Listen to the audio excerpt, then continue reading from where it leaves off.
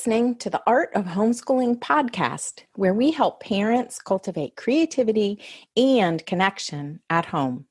I'm your host, Jean Miller, and here on this podcast, you'll find stories and inspiration to bring you the confidence you need to make homeschooling work for your family. Let's begin.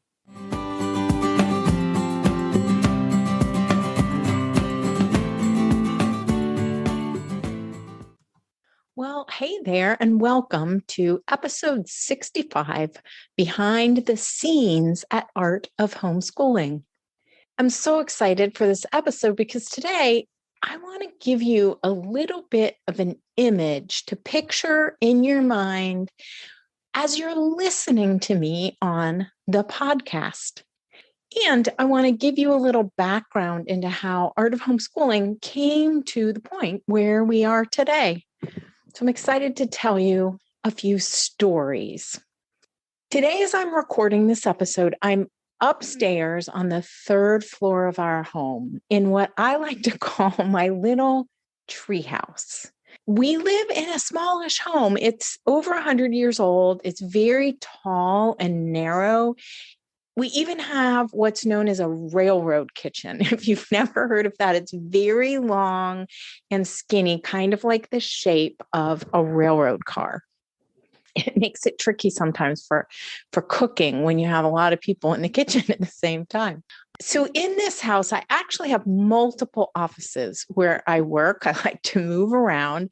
I have my sunroom downstairs. That's kind of my main office. Then I have what I call my outside office on our back deck where I work in the warmer months. It's this lovely spot under the shade of our apple tree overlooking the garden. And then I work in the living room often, snuggled up with our dog, Gus. And then I have this little treehouse studio up here on the third floor. These are the various spaces where I work to bring you the podcast. I am writing Art of Homeschooling articles for the website. I work with one-on-one clients and support the members of my Inspired at Home community from these various places in our house. And right as of this recording, my behind the scenes news, my biggest news is the brand new website. You can go have a look at artofhomeschooling.com. And let me just say that if you've never been involved in creating or redesigning a website, it is a huge project that always takes much longer than one might anticipate. We had this dream. I've had this dream for a couple of years. We started the project last January thinking it would be finished by May, but here we are. We launched on January 2nd. And I'm just so happy with the new look, with how clean and approachable the site feels. And a big shout out to one of my assistants, Dominique, who helped enormously with this project. I can't wait for you to go see it if you haven't seen it yet. So as I'm recording videos or podcast episodes like I am right now, I'm upstairs in my little treehouse studio.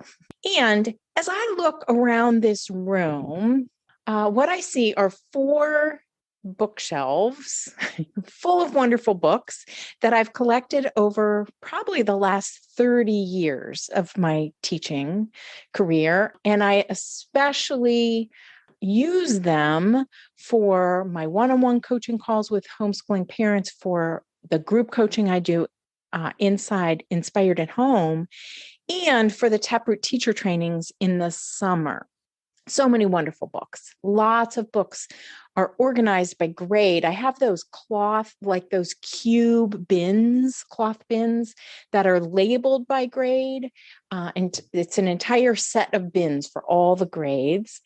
I have lots of wonderful, they're full, right? Each grade 1, grade 3, grade 6, wonderful books that were favorites for our family during our homeschooling years. And I share them with other parents. I make recommendations and share them.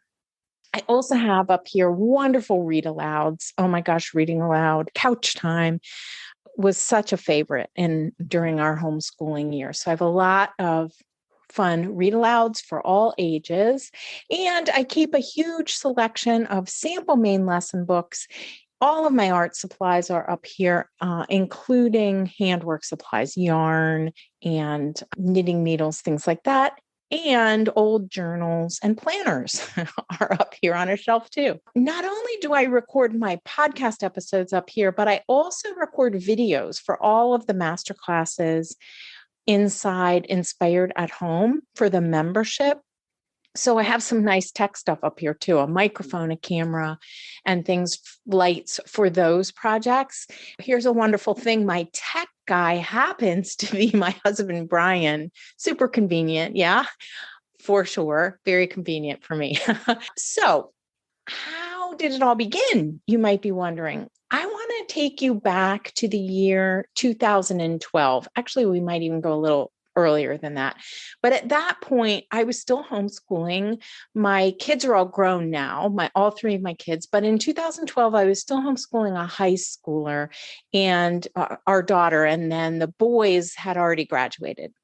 But if we go back even before that, so 2012 was really when I began conceiving of how I would, in a more organized way, help other homeschoolers. But if we go back even before that, when our youngest was in the elementary grades and the boys, one of them was homeschooling sort of junior high, I would say, and the other one had chosen to go to the local public high school for those years. And it was probably around, I don't know what year it was, but let's go back to that time when I was homeschooling a child in the elementary years. So I organized a co-op called Rainbow's Edge, where I think we had about 6 families, and we would get together once a week at a couple of our homes, and different parents led different activities for a very Waldorf-y kind of a day, Waldorf-Inspired, I would say. We were a small group. I think there were about 9 kiddos. And I helped to plan, organize, gather the materials for that group. And at that stage, lots of my friends and then local homeschoolers began asking me for help with planning lessons, choosing resources, and really making homeschooling work for them, because it's different for each of us, right? So then as the kids got older and my daughter started high school, I was a teacher at a high school homeschool co-op. So just for a co-op, just for high schoolers. It was great. I highly recommend creating one of these. So I taught a combined English literature and history course for about 15 kids, high school homeschoolers. And again, we met once a week.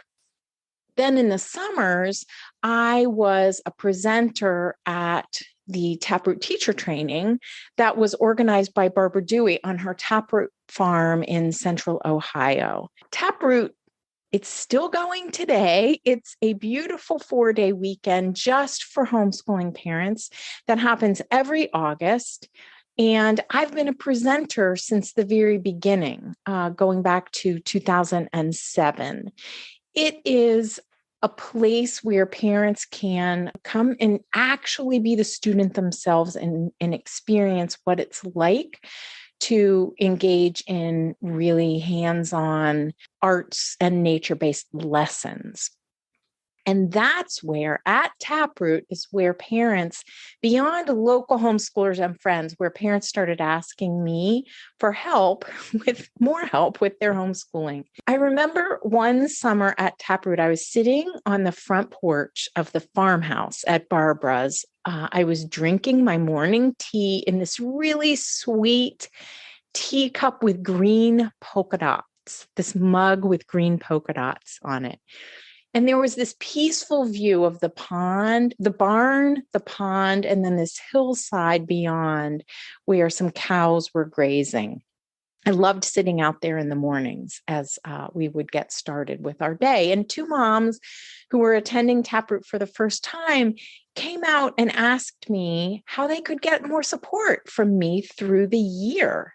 Because of course it was summertime, right? So they're there for the weekend, but they want to know how I can support them more through the year. And I said, well, I'm not sure, but let's figure that out. And that is really where my homeschool mentoring began. So now I organize the Taproot teacher training. Barbara has passed the torch to me. That happened around 2015. And we've kept it going even through the pandemic by going online, hopefully back in person soon. But it's held the first weekend in August every summer. And this year, coming up on 2022, will be our 16th annual Taproot teacher training for homeschoolers. Pretty amazing. And it's such a wonderful weekend where homeschooling parents from all over gather, like come to Northeastern Ohio and gather to actually experience the hands-on learning and all of the lively arts and the stories and everything that goes with a Waldorf-inspired approach to experience this themselves. So I started my website, which was actually initially called Waldorf-Inspired Learning. I started it in 2014. And last year, I changed the name from Waldorf-Inspired Learning to Art of Homeschooling. And the reason for the name change was because I really wanted to more accurately describe or encapsulate the mission here at Art of Homeschooling, which is to support homeschooling families to embrace homeschooling in such a way that you can make it your own, to keep it simple, inspiring, and doable. And that is really possible for anyone, for any homeschooling parent. And to me, that is an art, right? Just like there's an art to teaching, an art to parenting, an art to many things and many activities we engage in our lives, there is an art to homeschooling. It's more than just science and technique. Really, no one can tell you exactly how to do it. We all have to find our own way, our own path with homeschooling. And that's what I'm here to help with. Okay, I remember my very first post on this new website that I had created. You can even go back and find it on Art of Homeschooling, artofhomeschooling.com, which at that time, as I said, was Waldorf-Inspired Learning. And the very first blog post is about our new puppy. We had just gotten our new puppy, Gus. Sweet Gus continues to be my daily companion, especially now that all three kids are out of the house. Gus just keeps me company while I work on whatever it is that I might be doing for the day. So I think it's perfectly fitting that the very first blog post I ever wrote was about getting a new puppy, our puppy Gus. Today, there are actually over 300 blog post articles at the Art of Homeschooling on the website. And as I said at the beginning, this is our 65th podcast episode. So blog posts and podcast episodes now. That really means that there is just so much material for you to explore. Articles, songs, verses, stories, resource suggestions, just so much there for you to dive into. And you can check it all out for yourself at artofhomeschooling.com. So nowadays, what goes on behind the scenes here at Art of Homeschooling? Well, about 3 years ago, as homeschoolers were continuing to ask me for more ongoing support, I began the Inspired at Home membership, where we focus on one new topic per month so that homeschoolers like you can learn as you go. That's really the goal. That's what I wanted myself when my kids were younger. I actually had this fantasy that if I could only freeze them for 5 years and go learn everything I needed to learn about hands-on homeschooling and about the Waldorf-inspired approach and all the goodness, then I could come back and maybe, just maybe, I would be ready to homeschool. And this is even after I already held a master's in teaching at that point, but I still had this longing to stop their growth for a moment so that I could go learn what I needed to learn. But of course, it doesn't happen that way, right? It's just a fantasy that can't happen. So that's why I created Inspired at Home, so that Each month, I can guide the members to focus on just one particular aspect of homeschooling and learn more about it while still in the midst of the homeschooling, in the midst of family life. With this community, I can support so many homeschooling families all over the world with these monthly master classes and group coaching calls and a wonderful community where everybody can share and ask questions anytime and really offer warm and welcoming encouragement. So that means that I spend a lot of my time each day supporting those members of my Inspired at Home community and mentoring homeschoolers one-on-one.